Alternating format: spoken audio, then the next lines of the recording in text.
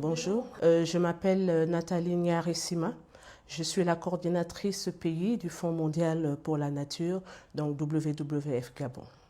Vous organisez un atelier, pouvez-vous le présenter la date? Effectivement, notre organisation organisera les 15 et 16 décembre prochains un atelier qui va porter, je dirais de manière générale, sur l'identification des politiques publiques sectorielles pour une meilleure prise en compte de la biodiversité dans certains secteurs productifs.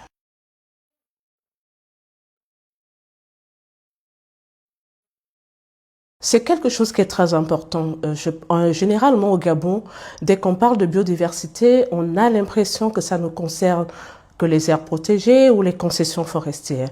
Mais la question de la biodiversité doit être généralisée sur l'ensemble du territoire parce que là où il y a des activités minières, il y a de la biodiversité. Là où il y a des activités agricoles, il y a de la biodiversité. Et donc notre objectif maintenant, c'est de s'assurer que dans ces autres activités qui ne sont pas directement liées, comme on a l'habitude de le dire, à l'environnement, c'est de voir comment, même s'il y a des activités minières, on prend compte de la biodiversité, on voit comment minimiser les impacts sur la biodiversité. Donc pour nous aujourd'hui, nous sommes vraiment dans cette démarche de voir comment généraliser la prise en compte de la biodiversité dans tous les secteurs extractifs.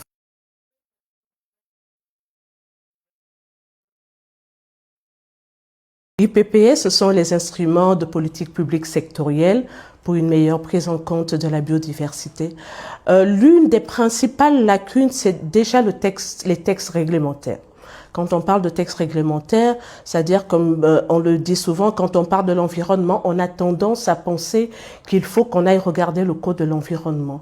Mais pour nous, c'est par exemple de dire que même dans le code minier, on doit avoir des dispositions qui sont liées à la prise en compte de la biodiversité. Si on parle de l'agriculture, dans les textes, on doit également avoir des éléments en lien avec la biodiversité. Donc, quand on regarde ces différents, que ce soit au niveau des mines, que ce soit au niveau de l'agriculture, on se rend compte qu'il y a des lacunes importantes dans les réglementations de ces différents secteurs.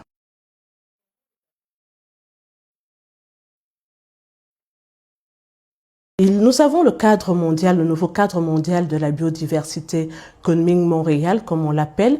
Et dans le cadre de cette nouvelle initiative internationale, le Gabon est notamment en train de travailler sa stratégie et son plan d'action national biodiversité, qu'on appelle la SPAM-B ou les anglophones la NBSAP. Et c'est dans le cadre de ce document de stratégie et de ce document de plan d'action national sur la biodiversité qui implique l'ensemble des parties prenantes qu'on doit voir comment on aligne également ces secteurs-là.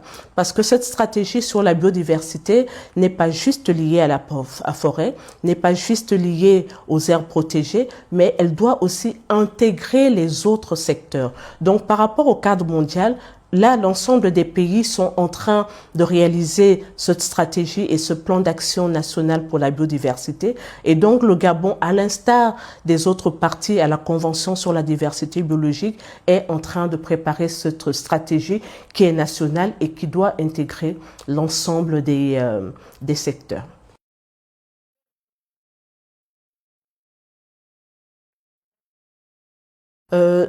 On a eu plusieurs enseignements, c'était très intéressant parce que nous avions eu divers acteurs qui étaient présents, des acteurs locaux, mais nous avons par exemple eu des experts du ministère des Mines qui ont fait le déplacement de Makokou. Déjà, l'une des premières choses, c'était la facilitation des échanges. Parce qu'on s'est rendu compte que nous avons différents acteurs, mais qui malheureusement ne communiquent pas beaucoup, ne parlent pas beaucoup ensemble. Et donc parfois on trouve des problèmes sur le terrain, mais ces problèmes sont notamment dus à ce manque de communication. Et donc nous, à travers justement ces échanges, ces débats au niveau territorial, on a déjà pu faciliter ces plateformes-là, ces échanges avec les différentes parties prenantes. Donc, c'était déjà ça pour nous l'un des points de départ. Parce qu'il y a beaucoup de problèmes, comme je le dis, sur le terrain, mais ces problèmes-là, souvent, on se rend compte que ça peut être réglé assez facilement, ça peut être réglé aisément, mais il est déjà important qu'on s'assure d'avoir tous ces acteurs autour de la table. Et justement, ces dialogues territoriaux ont permis aux uns aux autres d'échanger, de présenter leurs problèmes et de voir comment est-ce qu'on peut avancer là-dessus. En quoi l'orpaillage représente-t-il un défi urgent pour la biodiversité de Logoué-Vindo?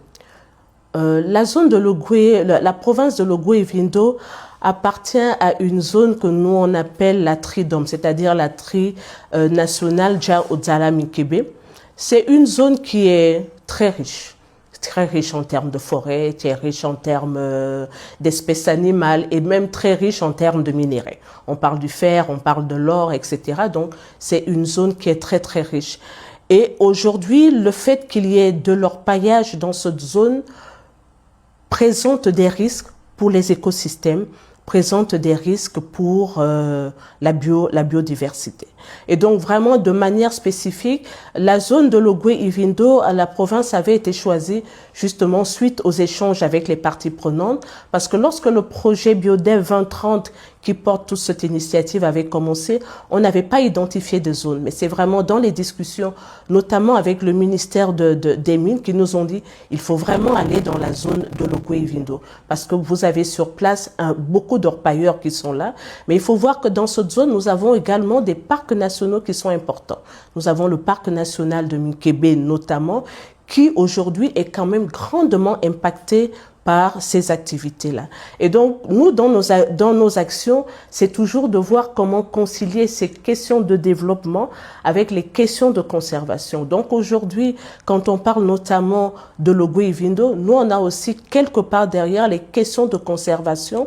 Comment on s'assure qu'aujourd'hui, la question de l'orpaillage ne devient pas un gros problème au niveau de cette province en termes de réduction de la biodiversité, en termes d'impact sur l'écosystème, parce que nous avons quand même des sites, quand vous arrivez après exploitation, qui sont, je dirais, complètement détruites et pour lesquelles même les questions de réhabilitation, de restauration sont assez difficiles.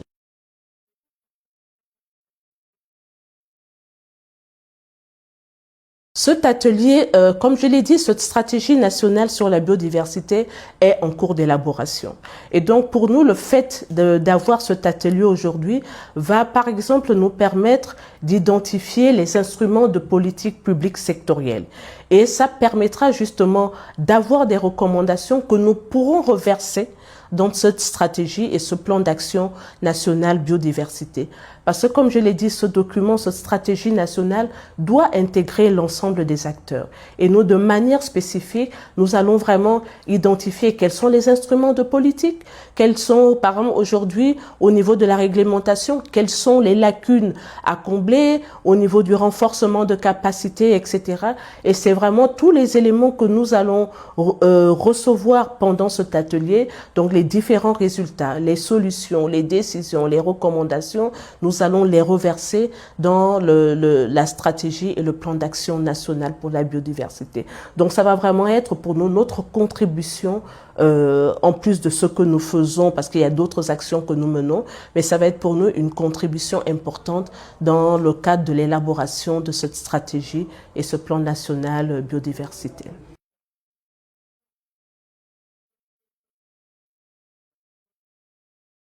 Un territoire, déjà, il faut se dire que la démarche que nous avons entreprise pour développer un projet est différente de ce que nous faisons d'habitude. Parce que d'habitude, nous montons un projet et ensuite, nous allons rencontrer les parties prenantes, nous allons sur le terrain. Mais là, ce que nous avons fait, c'est que justement, nous avons monté un projet à partir des éléments du dialogue national. Donc, c'est directement avec les acteurs locaux que nous avons monté les projets, sur la base des besoins de ces acteurs locaux, etc. Donc, ça nous permet vraiment d'avoir aujourd'hui, nous sommes en train de finaliser cette proposition de projet, d'avoir aujourd'hui un projet qui reflète réellement les besoins des acteurs qui sont sur le terrain. Parce que comme je l'ai dit, souvent il est reproché aux ONG d'aller monter de projets, de venir les mettre en œuvre sans forcément que ça cadre toujours. Alors que là, pour le montage de ce projet, nous sommes partis des résultats, des attentes des acteurs. Nous avions les orpailleurs, nous avions l'Agence nationale des parcs nationaux, la Direction générale des mines, la NPN, la Direction provinciale des eaux et forêts, même le secteur privé minier. Et donc c'est vraiment sur la base de ce que eux ils nous ont dit, sur la base des besoins qu'ils ont formulés, que nous sommes en train de monter ce projet. Donc c'est un projet qui pourra, nous le pensons, être plus facilement mis en œuvre parce qu'il répondra aux besoins réels des acteurs locaux.